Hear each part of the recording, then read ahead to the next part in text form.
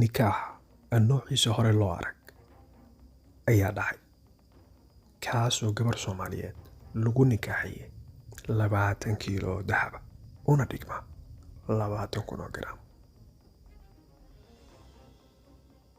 haddaba haddii la qiimeeyo kharashka gabadhan uu ninkan ku mehersaday ayaa kor u dhaafaysa in ka badan $1 milyan, maadaama 1 gram imikadan aan idinla hadlayo uu yahay $57 iyo 83 senti. haddaba daawadow, ma ku nikaaxsan lahayd gabar 20,000 oo gram waa 20 kiilo dahaba?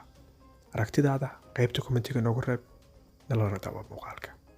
بذمته فلها المطالبة منه متى شاءت أقبلت نكاحها وتزويجها بالمهر المذكور له.